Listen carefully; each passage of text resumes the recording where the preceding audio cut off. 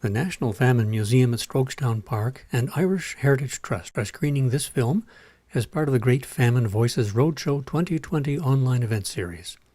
The Great Famine Voices Roadshow is funded by the Government of Ireland Emigrant Support Programme.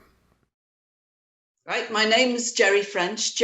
I was born Geraldine French in Liverpool, and my father migrated here when he married my mother.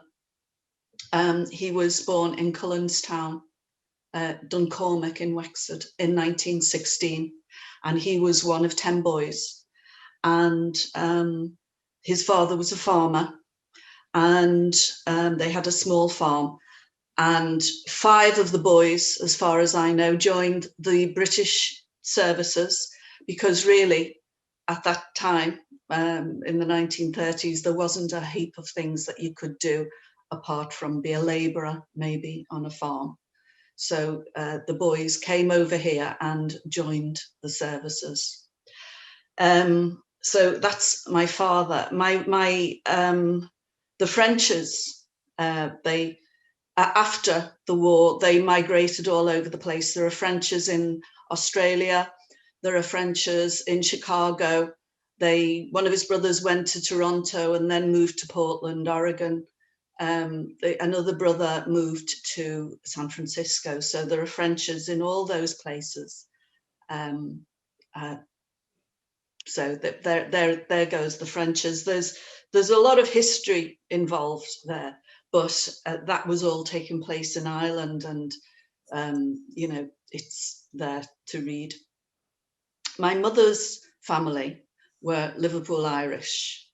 So my mother's mother was born in Castlblaney in County Monaghan in 1890, and she was one of 7 living children, and her name was Mary McAdam. And they migrated to this country. The whole family came over in the early 1890s, and they lived in Bootle in various places. And what's been interesting tracing their journey is realizing how the story of migrants repeats itself over and over again in this country. You know, they live umpteen to a room, and I've got all the marriage records of the family in this country, and my 4 great-grandparents on my mother's side were all illiterate. They all signed their name with a cross on the censuses and on wedding documents. And in 2 generations, we've got, my sisters and I went to university, and yeah, I've got a doctorate in art history.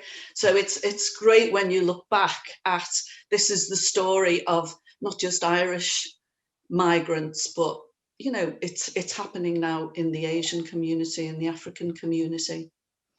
So the McAdams were an interesting bunch.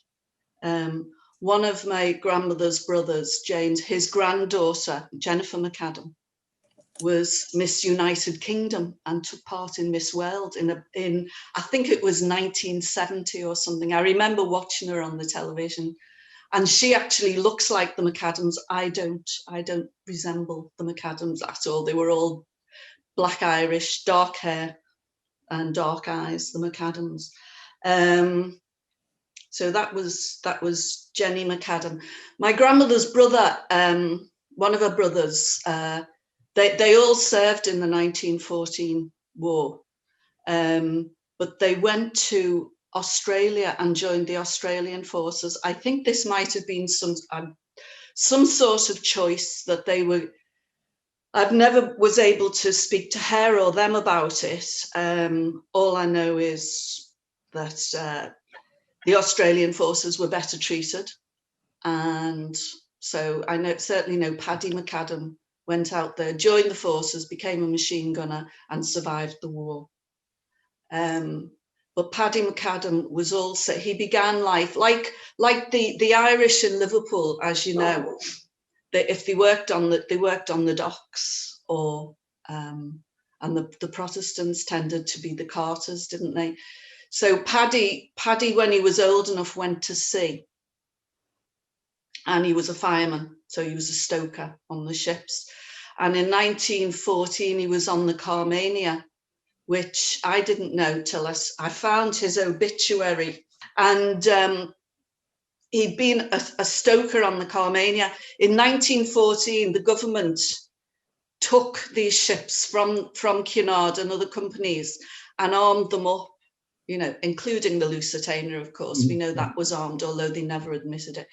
And the Carmania, it was part of the Battle of Cap Trafalgar, this remarkable battle, where the Carmania went out disguised as the Cap Trafalgar, and the Cap Trafalgar went out to a German ship disguised as the Carmania. And the Cap Trafalgar was sunk. It was the first sea battle of the First World War, and it was a victory for the British. He'd not signed up to fight, and here he was. You can imagine what it must have been like down in the bowels of the ship with the bombs going off upstairs. It must have been terrifying. Yeah. My grandmother, she's the seated woman.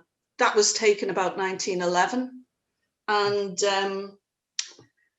we think she was involved in Sinn Féin activity in all the stuff that was going on prior to the partition in 1920. There was a lot of IRA activity. There was a huge outrage, as the paper called it, in November 1920, when they burnt down all the warehouses.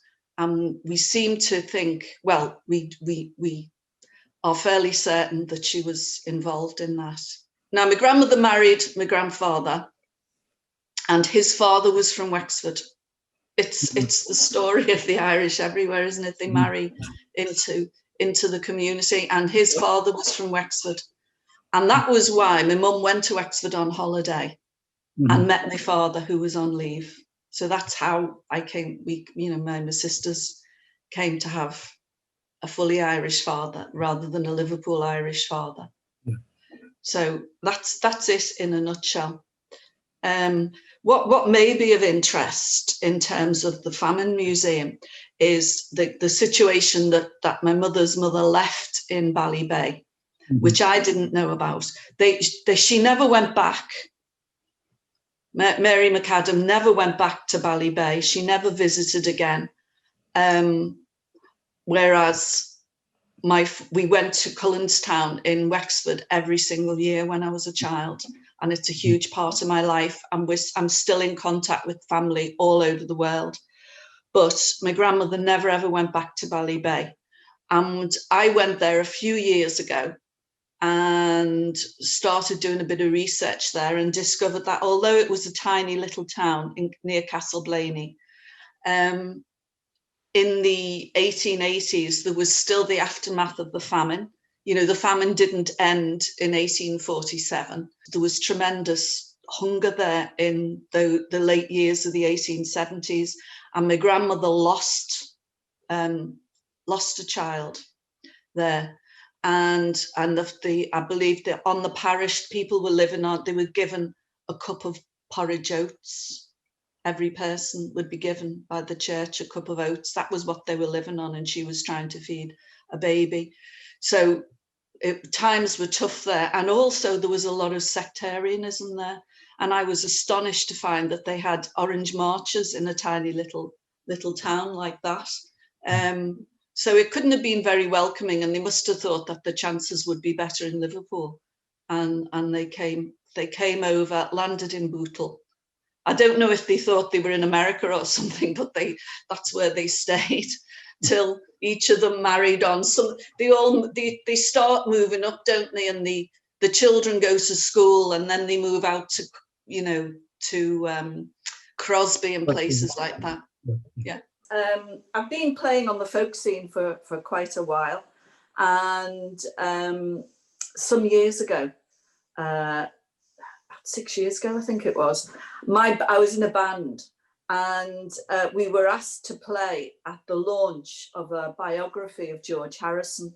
Now, the biography is called That's the Way God Planned It, and it's by a Liverpool historian called Kevin Roach. He's written books about each of the Beatles and done it like Who Do You Think You Are, going back through the different sides of the family and looking at the ancestors. And it turned out that George Harrison's mother, Louise, is her father was a Wexford French, born in Ferns in Wexford, and who migrated over and lived on the Wirral for a short time, where he met her. And yeah, so it's that there is a musical connection there. There's definitely a creative streak in all the Frenches. I have my father's brother was called Paddy French, and in 1938 they came over to the UK and they enlisted in the Navy. Now, my dad finished up in the Royal Marine Commandos, but Paddy finished up as a stoker on the Renown. So he was in the Navy. He did not like it. It's a horrible job being a stoker if you're at war. You can imagine being down, in the bowels of the ship. And so I had two Uncle Paddys who did this job and didn't like it. But Paddy French was always a little bit eccentric. And so he went on leave and joined the army, and he was sent out to North Africa, and he fought all the way through Africa, Italy, right the way through, in the latter stages of the war, and finished up in Germany. And then he married his girlfriend, his childhood sweetheart from Wexford, and they spent the rest of their lives in South Wales, in Newport. He was court-martialed. My dad didn't know what had happened to him. He knew that he didn't think he was dead, but he just disappeared. And my dad knew he'd disappeared. And the first he heard about it was the late 40s, and he was called into the captain's office or whatever on the ship. And the captain said, "Your brother's in real trouble.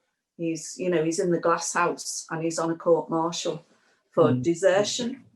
And my dad said that he was allowed leave, so he went off down, I think it was Plymouth, but I'm not sure because I haven't actually researched it all. I'm going on what my dad said, that he went and he was shown into the cell where Paddy was. And my dad said, and he was sitting there in the knacker, he didn't have any clothes on, because hanging on the wall was a blue uniform, and he refused to put his uniform on. So they said, "Well, you won't wear anything. You won't wear your naval uniform." And he said, "I'm not in the Navy, I'm in the Army." But in the event, he was found not guilty because he'd never actually spent a single hour out of service. If he'd have joined after his leave finished, he would have been found for desertion. But because he actually joined while he was on leave, he hadn't spent any time out of service, so he was let go. Yeah, quite an eccentric character, Paddy. Yeah, they caught up with him brewing poteen in Guernsey, in one of the deserted German gun emplacements in Guernsey. That's where he was after the war. So yes, quite a character.